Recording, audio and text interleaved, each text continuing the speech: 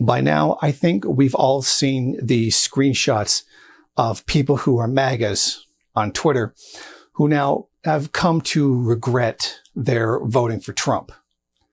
Some of them talk about how they admit quite freely that they voted for Trump to own the libs. Like literally they're admitting to own the libs, like those exact words. And then they ended up getting something that they need very much cut. One of them I saw was working for the VA and lost their job. Another one was afraid that Social Security was now going to cut the life-saving medication for diabetes that they need. And if these cuts were actually made, they were quite literally going to die.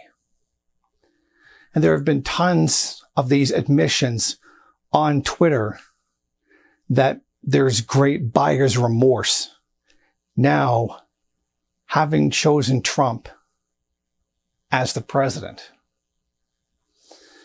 And we really shouldn't be surprised that to some degree that this is happening. After all, Trump has been cutting things that people need, even things that white middle class people actually need in order to survive. So seeing some of them get angry at this as a result should not be surprising in any way, shape, or form. And one of the questions that has come up has been whether or not we should show any sympathy to these people for their situation. Now, there has been the argument that we should show none, that they made this situation. They chose this. They insisted and laughed at the misery of other people as they chose this. They laughed at the misery of LGBT people. They laughed at the misery of the lower classes as they voted for Trump, knowing that this was going to hurt them. And now they themselves are going to be hurt. And that now it's their time to be ridiculed. It's their time to be laughed at. And that this is the schadenfreude that they should be suffering themselves.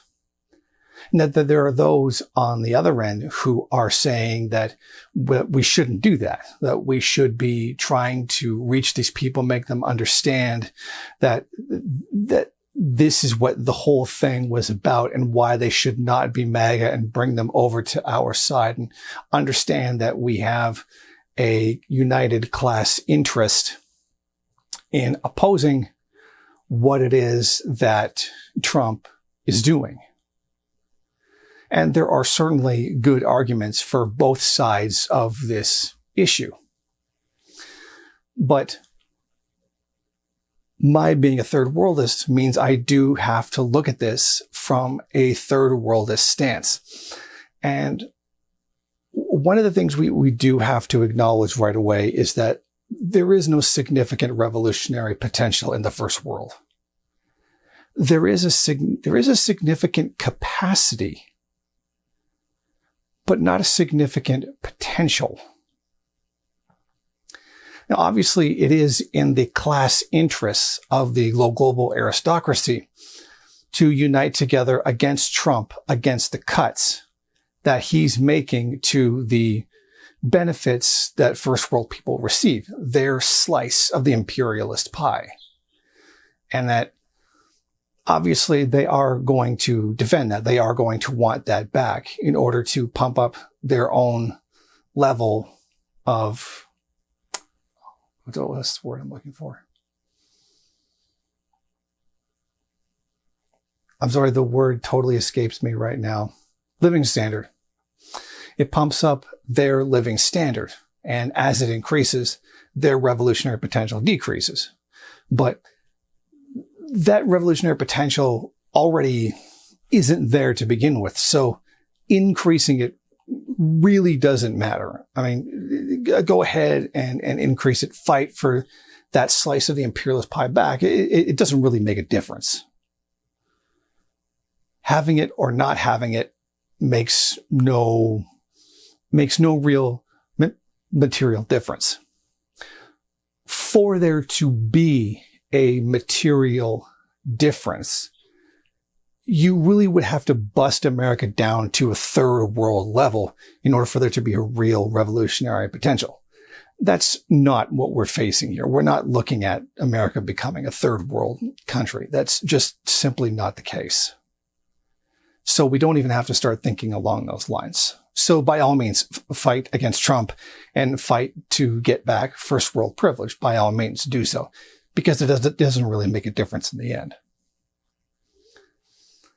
So uniting with them to understand their class interests within the first world to maintain their slice of the imperialist pie is in their interest of the first world left to do so.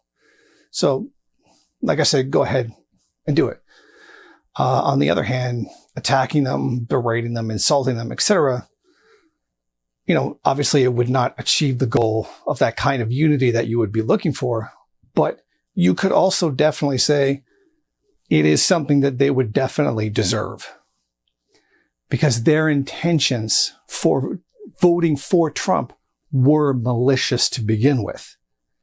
It is not simply a case of, I disagree with these policies and think that these policies are better and would be better for the country.